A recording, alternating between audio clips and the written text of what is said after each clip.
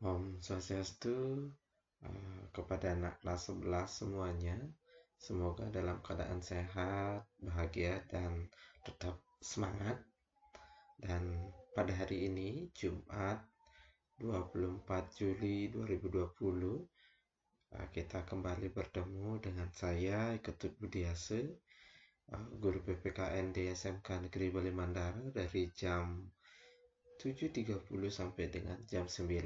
Semoga selama 2 jam itu kita bisa bersama, yaitu membahas terkait dengan wawasan Nusantara dalam konteks NKRI di SMK Negeri Bali Mandara. Dalam kesempatan ini Bapak ingin menyampaikan bahwa kalian tetap menjaga kesehatan, protokol kesehatan itu tetap harus dijaga. Semoga pandemi COVID-19 ini segera berakhir dan kita bisa bersama-sama nanti di Skanbara. Ya, tentu dengan yang pertama mohon tetapkan semangat dengan Skanbara Pride. Ya, jadi kalian harus gelorakan pada diri Anda untuk selalu semangat. Sebelum Bapak menjamah lebih dalam terkait dengan apa tujuan pelajaran kita pada hari ini, Bapak ingin menyampaikan bahwa wawasan Nusantara dalam konteks NKRI yang kita bahas pada hari ini itu adalah sangat seru sekali. Serunya kenapa?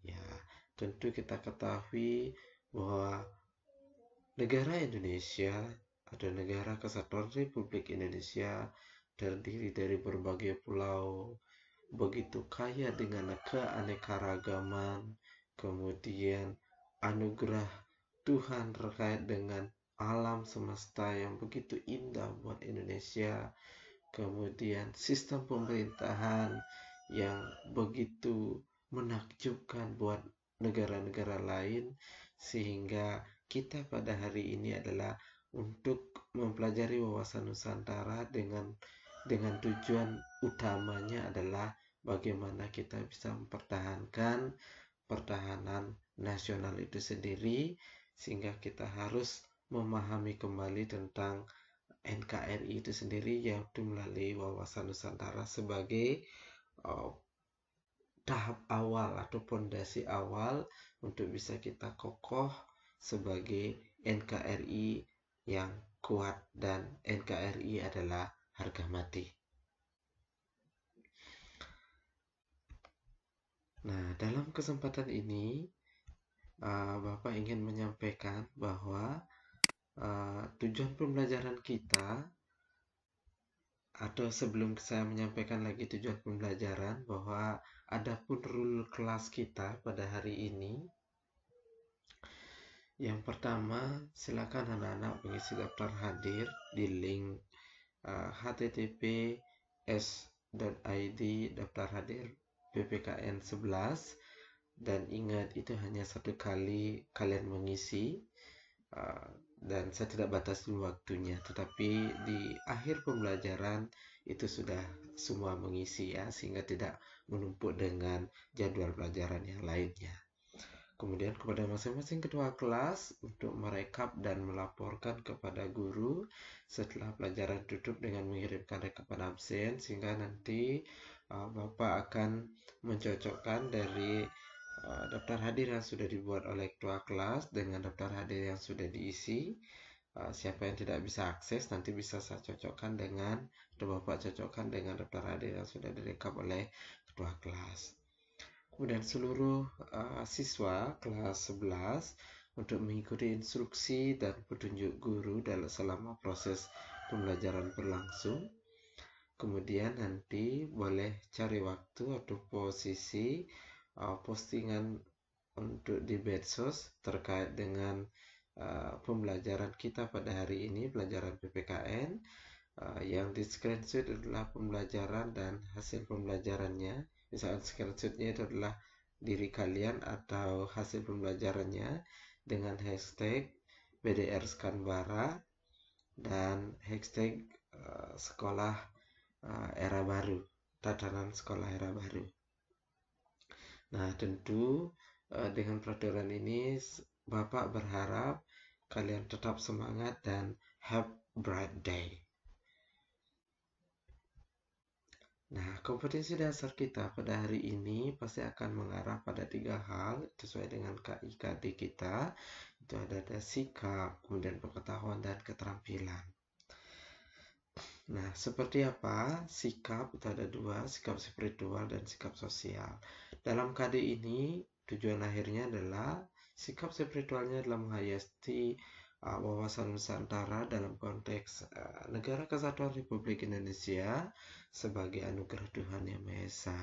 Kemudian di sikap sosial juga menekankan bagaimana nanti mampu bertanggung jawab dan mengembangkan kesadaran akan pentingnya wawasan Nusantara dalam konteks NKRI atau Negara Kesatuan Republik Indonesia.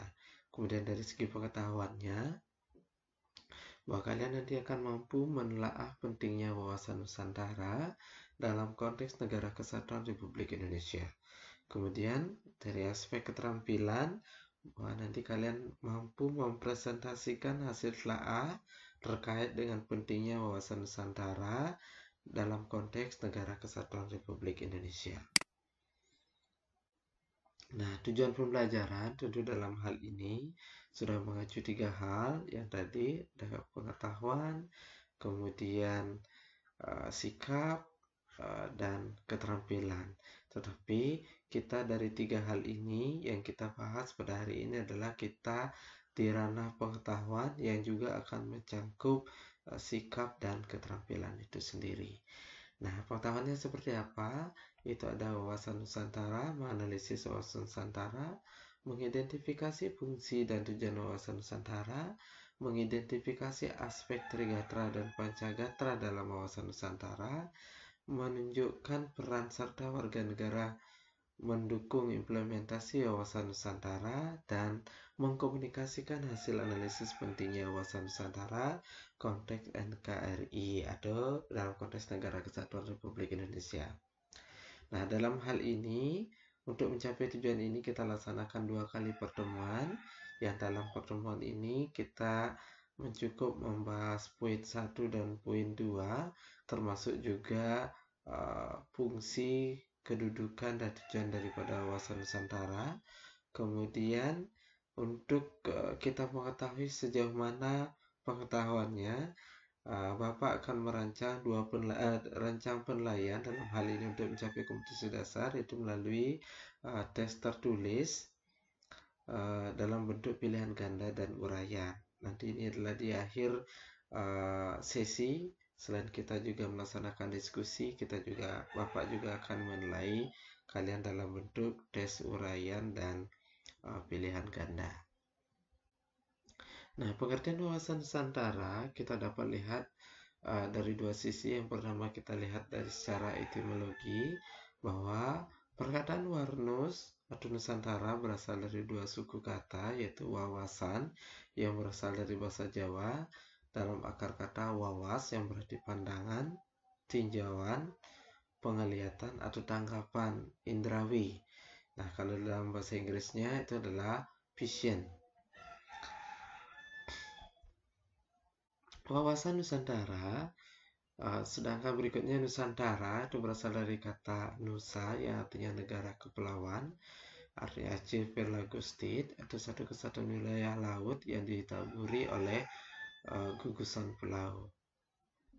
Antara yang artinya pembatas. Dengan demikian, Nusantara dapat diartikan sebagai suatu negara kepulauan yang terletak atau dibatasi antara atau oleh 2 benua besar, yakni benua Asia dan Australia, dan 2 samudra, yakni Samudra Hindia dan Samudra Pasifik. Nah, pengertian Warnus secara terminologi. Nah, kalau kita dapat lihat yang pertama itu adalah dari GBHN dalam atau wawasan Nusantara dalam GBHN garis besar haluan negara tahun 1998, bahwa di sana ditekankan bahwa cara pandang dan sikap bangsa Indonesia mengenai diri dan lingkungannya dengan mengutamakan persatuan dan kesatuan bangsa serta kesatuan wilayah dalam penyelenggaraan kehidupan bermasyarakat, berbangsa, dan bernegara. Jadi poin yang pertama sesuai dengan GBHN tahun 1998 bahwa wawasan Nusantara itu adalah mengutamakan mengenai persatuan dan kesatuan bangsa serta kesatuan wilayah. Artinya di sana ini sudah ditekankan dari awal konsep kita adalah satu konsep kesatuan adalah untuk menjunjung tinggi dalam kehidupan berbangsa dan bernegara. Kemudian dari Lemhanas tahun 1999 dan Lembaga Pertahanan Nasional, di sana juga menekankan bahwa tentang cara pandang dan sikap bangsa Indonesia mengenai diri dan lingkungannya yang serba beragam dan bernilai strategis dengan mengutamakan persatuan dan kesatuan bangsa serta kesatuan wilayah dalam penyelenggaraan kehidupan bermasyarakat, berbangsa, dan bernegara untuk mencapai tujuan nasional. Di sini lagi ditekankan dalam Lemhanas bahwa persatuan dan kesatuan bangsa atau serta kesatuan wilayah itu adalah digunakan untuk mencapai tujuan nasional. Tujuan nasional yang menjadi target utama dalam Lemhanas tahun 1999 terkait dengan wawasan Nusantara itu sendiri. Kemudian, menurut Profesor Dr. Wan Usman, bahwa menekankan bahwa wawasan Nusantara itu adalah cara pandang dan sikap bangsa Indonesia mengenai diri dan tanah airnya sebagai negara kepulauan dengan semua aspek kehidupan yang beragam. Nah, ini kalau dari Profesor Dr. Wan Usman itu adalah menekankan terkait dengan mengenai diri dan tanah airnya sebagai negara kepulauan dengan semua aspek kehidupan yang beragam. Aspek kehidupan yang beragam itu yang ditekankan. Sedangkan kita dari tiga hal yang tadi, dari GBHN, dari Lemhanas, dan dari Profesor Dr. Wan Usman, kita dapat menarik kesimpulan bahwa definisi atau pengertian daripada wawasan Nusantara itu sendiri adalah cara pandang bangsa Indonesia terhadap diri dan lingkungannya. Diri yang dimaksud adalah diri bangsa Indonesia sendiri serta Nusantara sebagai lingkungan tempat tinggalnya. Ya, baik itu kesatuan wilayah, kemudian cara pandang terhadap diri sendiri, lingkungan. Nah, itu yang ditekankan dalam wawasan Nusantara. Berikutnya kita adalah bahas mengenai apa sih yang menjadi unsur-unsur daripada wawasan Nusantara. Itu ada 3. Yang pertama itu adalah wadaha. Wadaha itu adalah meliputi wilayah. Kemudian kedua adalah data inti organisasi dan data kelengkapan organisasi. Nah, tadi wadaha itu adalah artinya yang mewadahi wawasan Nusantara itu yang pertama adalah sebagai fondasi pertamanya adalah wilayah. Tadi kan kita sudah mendengarkan dari definisi kita cara pandang terhadap diri sendiri dan lingkungan. Berarti yang kita tekankan di sini adalah lingkungan Nusantaranya, yaitu adalah mengenai wilayahnya, wilayah Nusantara, kesatuan wilayah. Kemudian yang kedua itu adalah data inti organisasi. Data inti organisasi itu adalah mengenai yang kita tekankan adalah sistem pemerintahannya seperti apa. Ya. Nah, ini juga menjadi poin penting di dalam wadaha. Artinya dalam bentuk kedaulatan negara. Kemudian berikutnya data kelengkapan organisasi. Data kelengkapan organisasi di sini adalah kita seperti yang kita lihat dalam unsur berdirinya negara itu ada penduduk. Nah, ada penduduk, ada masyarakatnya. Nah, dalam kelengkapan organisasi di sana ditekankan ada kesatuan politiknya yang ditekankan. Nah, kemudian berikutnya adalah Yang kedua, itulah isi wawasan Nusantara. Nah, isi wawasan Nusantara juga terdiri dari dua. Yang pertama itu adalah cita-cita bangsa negara Indonesia yang tertuang dalam pembukaan Undang-Undang Dasar Negara Republik Indonesia tahun 1945. Nah, cita-cita sesuai dengan di alinea keempat di pembukaan Undang-Undang Dasar Negara Republik Indonesia. Yang pertama itu adalah mencerdaskan kehidupan bangsa, menjunjung tinggi, melindungi segenap bangsa Indonesia, kemudian melindungi segenap bangsa Indonesia, dan lain sebagainya. Kita bisa melihat sesuai dengan tujuan nasional bangsa Indonesia. Kemudian yang kedua itu adalah asas-asas kesatuan dan pemerataan. Asas-asas kesatuan dan pemerataan, misalnya kita lihat asas kesatuan ekonomi.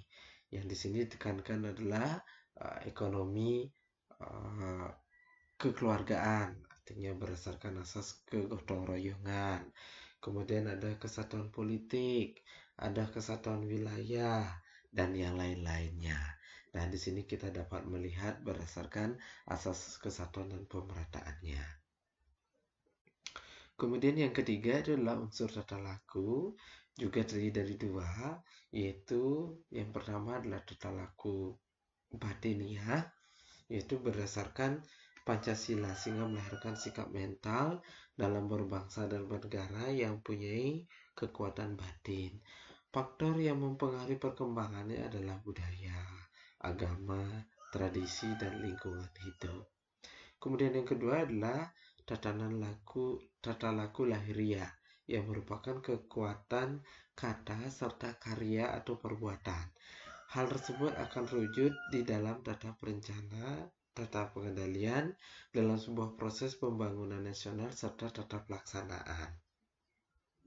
Dalam hal ini, kedua unsur tata laku ini, kedua hal ini adalah tidak lepas kita melihat dari Pancasila. Pancasila itu tidak lepas dengan unsur batiniah yang di dalamnya ada agama, budaya, tradisi, dan lingkungan hidupnya sesuai dengan nilai-nilai Pancasila itu sendiri.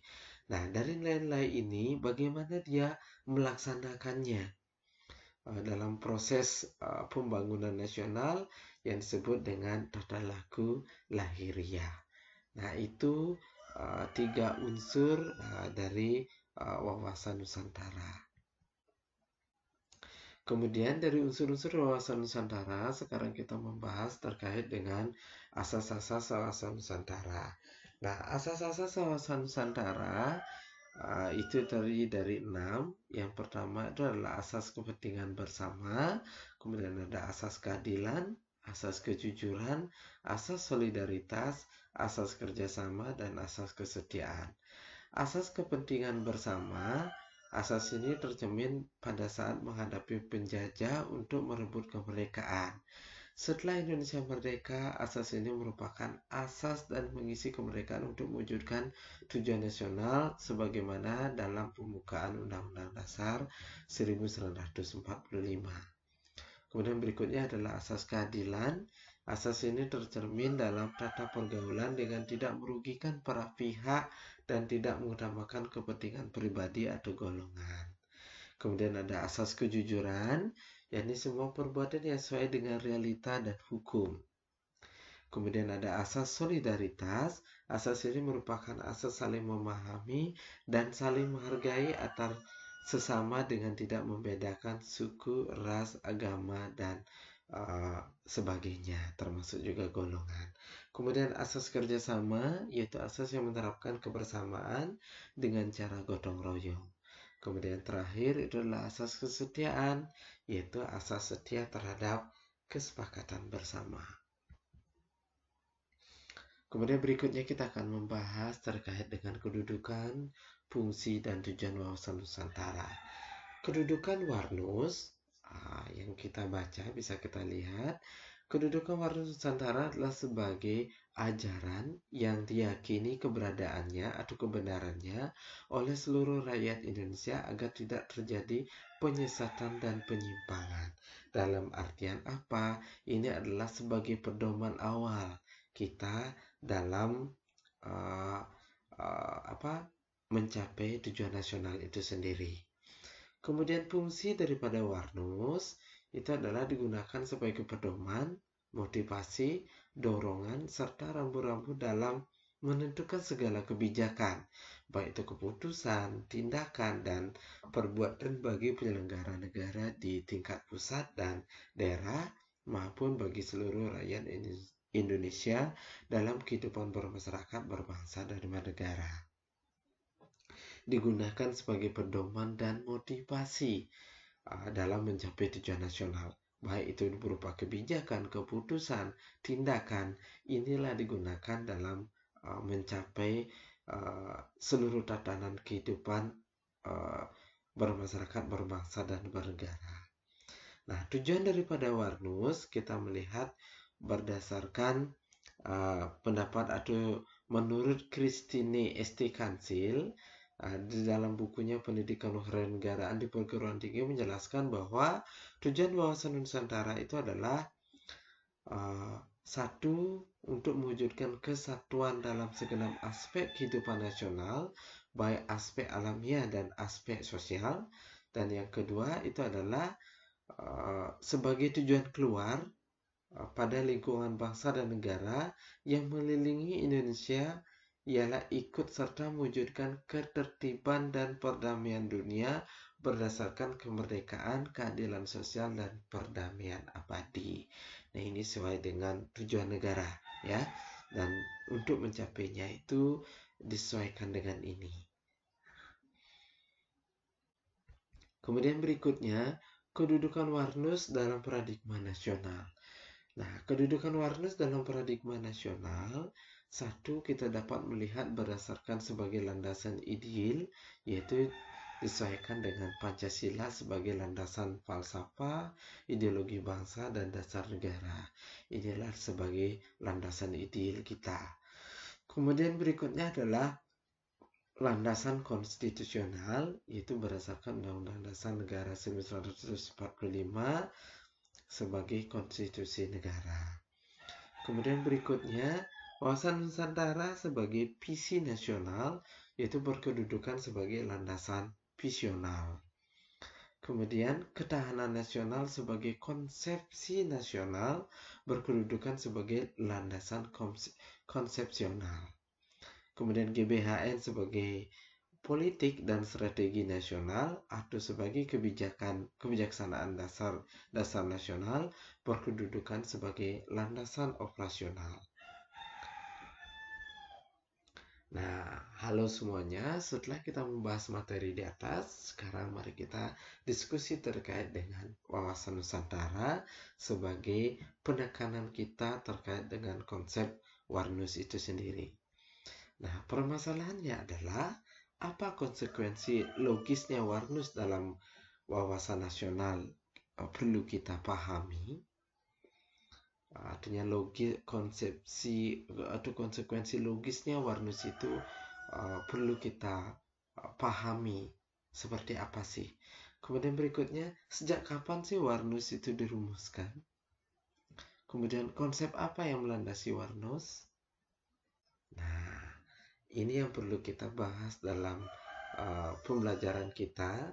Sekarang silakan kalian tuliskan di dalam buku kalian atau di catatan kalian nanti, atau langsung ketik di blog ini atau melalui grup WhatsApp juga tidak bermasalah. Nanti kita akan bahas bersama-sama atau saling menanggapi juga boleh. Nanti Bapak akan mengecek jawabannya dan memberikan reward bagi jawaban yang terbaik berupa poin, nanti Bapak akan berikan. Begitu pula dengan anak-anak yang aktif yang menanggapi baik di komen di blog maupun di grup WA-nya. Nanti nanti Bapak akan memberikan poin juga buat anak-anak yang sudah aktif, baik mengajukan pendapatnya atau menanggapi pendapat teman yang lainnya.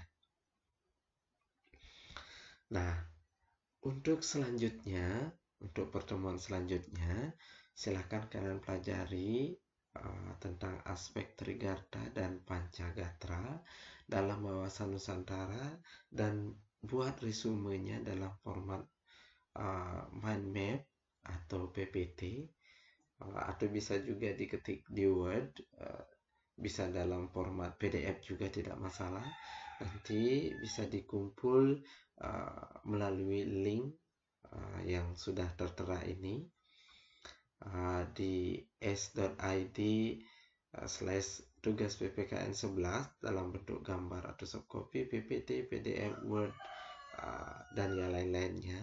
Silahkan nanti kalian kumpulkan di sana sehingga bisa terkumpul dengan baik tugasnya. Nah, terima kasih anak-anak atas perhatiannya. Selamat membaca dan memahami serta mengimplementasikannya. Tetap semangat dan dengan slogan Skanbara Pride.